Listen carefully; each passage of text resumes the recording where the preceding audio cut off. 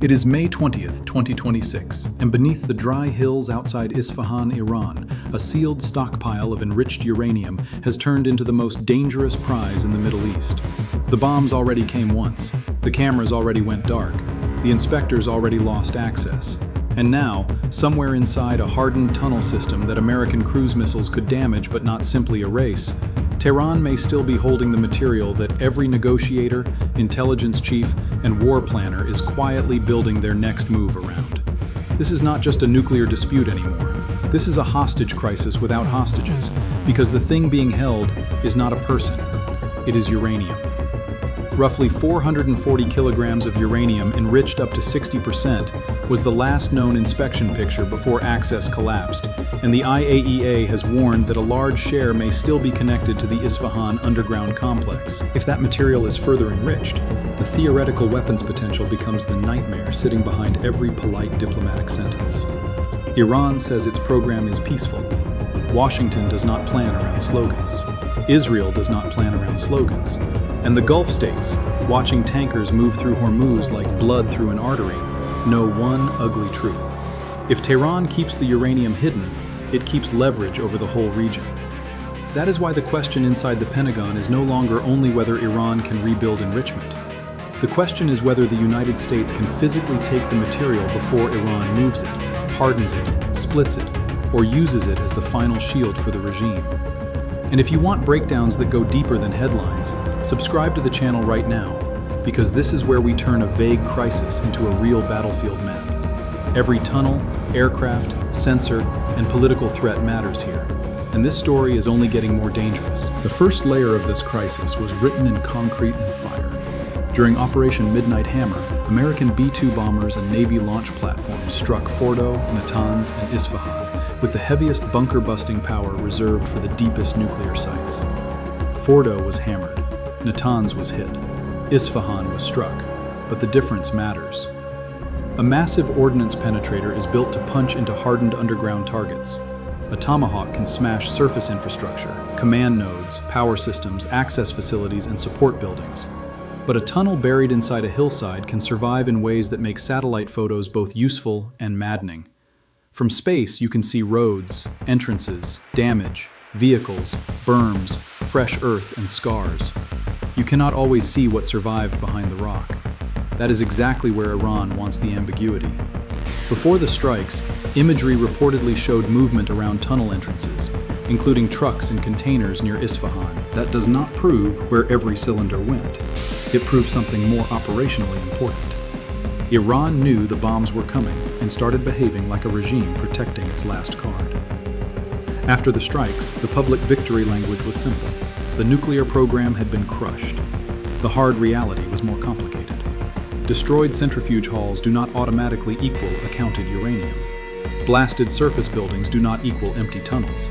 And a ceasefire does not equal inspection access. That is why the Isfahan problem did not end with explosions. It became worse after them.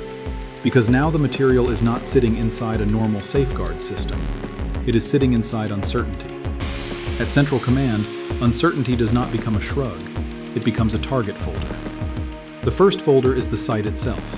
Tunnel entrances, blocked access points, ventilation shafts, power connections, old service roads, new dirt barriers, possible underground storage chambers, possible decoy chambers, possible damaged chambers that could turn a recovery operation into a radiation nightmare. The second folder is the enemy outside the tunnel. IRGC ground forces, mobile air defense teams, electro-optical trackers, drone crews, mortar teams, command vehicles, plane vehicles that stop being plane the moment they turn toward the objective at 2 in the morning. The third folder is the political clock. Iran cannot openly admit weakness. Israel cannot tolerate ambiguity forever. Trump has already publicly signaled that the uranium will be gotten at some point, and Tehran's hardliners understand that the material is not just nuclear fuel, it is bargaining power. So the Americans would not design a raid, they would design a moving fortress. The first assets in motion would not be the helicopters, they would be the watchers, satellites staring down from orbit, RQ-4 Global Hawks mapping patterns over hours, F-35s listening for emissions while remaining hard to track, signals aircraft building the electronic order of battle, and somewhere in the wider theater, the WC-135R Constant Phoenix, doing the strange job it was built to do, sniffing the atmosphere for radioactive traces. That aircraft is not there to look intimidating, it is there because nuclear material changes the mission. If a strike cracks a chamber, commanders need to know. If a breach releases contamination, commanders need to know. If Iran tries to move material and leaves a detectable signature, commanders need to know. The Constant Phoenix turns invisible danger into data. Then comes the air stack. F-35s quietly hunting sensors. F-15E Strike Eagles waiting with precision weapons. EA-18G Growlers ready to flood Iranian systems with confusion. Tankers holding the entire package alive. Command aircraft linking the sky to the ground. This is how America turns distance into pressure. Iran sees a mountain. The Pentagon sees rings. Outer ring, blind the sensors. Middle ring, freeze reinforcements. Inner ring, secure the tunnel. Final ring, remove the material. Each ring has to hold long enough for the next one to work. That is the part Iran would try to break. It does not need to defeat the US Air Force. It needs to create one failure at the wrong second. A shoulder-fired missile near a landing zone. A drone slipping through jamming. A truck bomb disguised as a local vehicle. A tunnel collapse. A captured operator. A radiation scare. One image on state media that turns a clean operation into a political disaster. That is why the force sent in would not look like a simple commando team. It would look like a miniature military ecosystem. Special mission units to secure and search, rangers to hold ground, combat controllers to command the air above the objective, engineers to open blocked access, explosive specialists to deal with traps and barriers, nuclear emergency experts to confirm what is safe to move, pararescue teams standing by for the part no briefing likes to emphasize.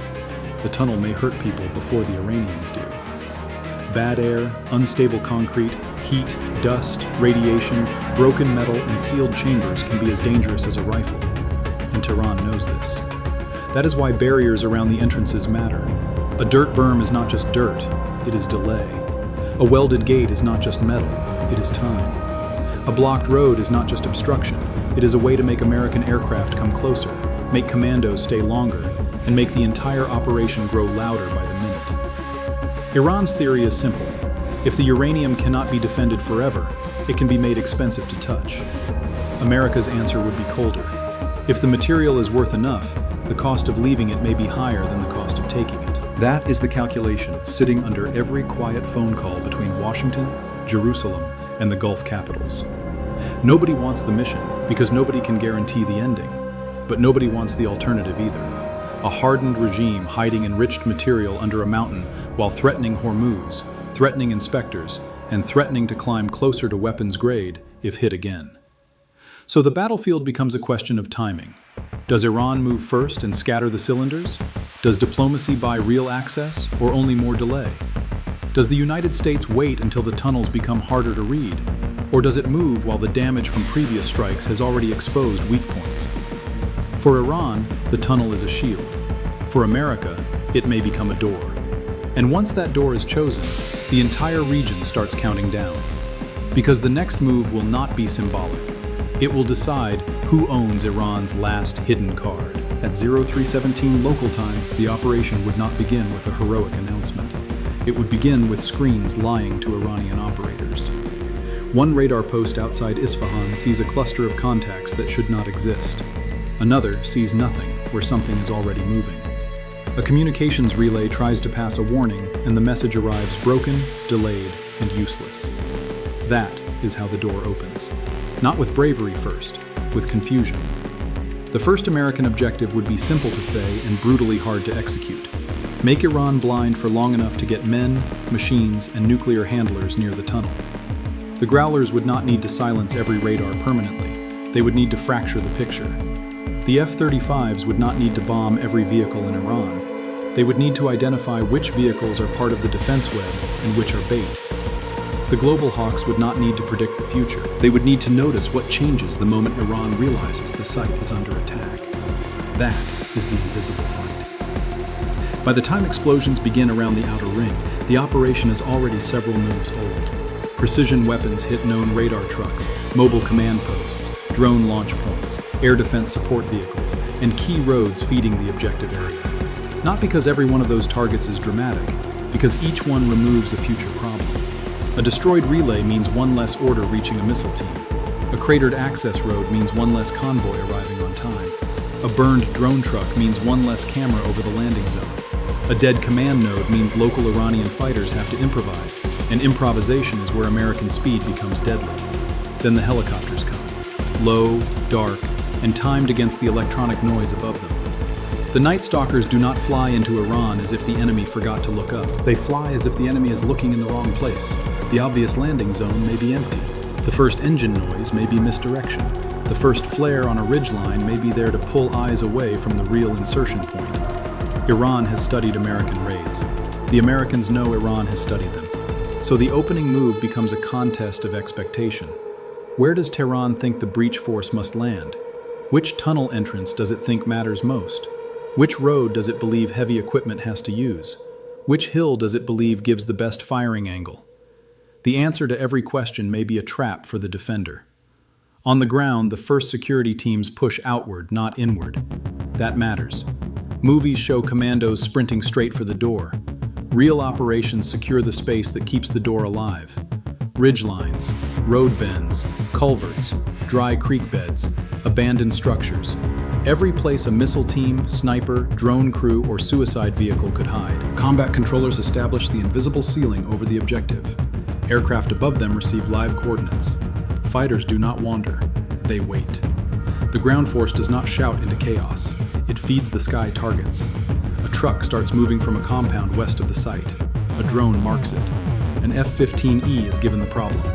The problem disappears before it becomes a threat. A mobile launcher raises behind a berm. An F-35 sees enough.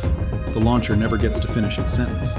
This is the difference between Iran defending a nuclear site and Iran defending a nuclear site under American air dominance. Every movement becomes expensive. Every radio transmission becomes a clue.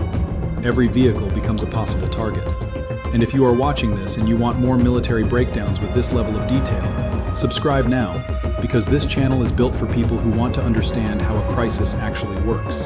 Not the headline, not the press statement, the machinery underneath the decision. At the tunnel mouth, the engineers meet the real enemy: delay. A steel barrier can steal minutes. A collapsed section can steal an hour. A radiation warning can freeze the mission until specialists confirm whether the chamber is safe. A tunnel can fight without firing. Dust cuts visibility. Bad air slows movement. Loose rock changes the route. Metal doors hide what sensors cannot see. And every meter inside the complex carries the same question.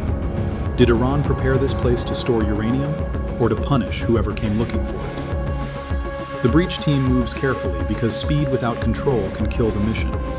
Small robots and sensors go first where possible. Human operators follow only when the risk is understood enough to continue.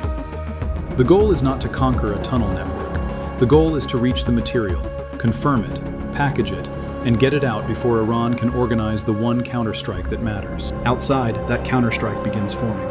Iranian commanders understand they may not be able to push American aircraft away, so they shift to saturation and embarrassment. Small drones, indirect fire, mobile missile teams, local units ordered to probe the perimeter, state media preparing claims before the smoke even clears. This is not random. This is how a weaker force tries to turn a tactical loss into a strategic wound. If Iran cannot stop the raid, it wants a symbol: a burning helicopter, a damaged cargo aircraft, a captured helmet, a body camera clip, a plume near a nuclear tunnel. One image can do what a brigade cannot. So the American perimeter tightens. Rangers and special mission units compress the threat zones around the entrance. Pararescue teams remain close enough to move if the tunnel turns ugly. Nuclear specialists prepare handling procedures that slow everyone down but keep the mission from becoming reckless. Then the call comes from inside. Cylinders located. That sentence would hit the command network harder than any explosion, because once the material is found, failure becomes more dangerous.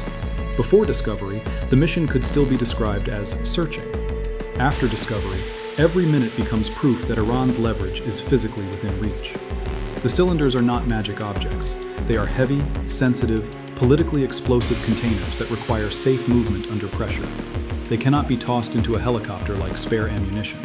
They have to be checked, stabilized, shielded if necessary, tracked, and moved along a route that may not exist anymore. This is where the plan becomes larger than a raid. If the access route is too damaged, engineers need equipment. If the material is too heavy or numerous for light extraction, aircraft capacity becomes the main problem.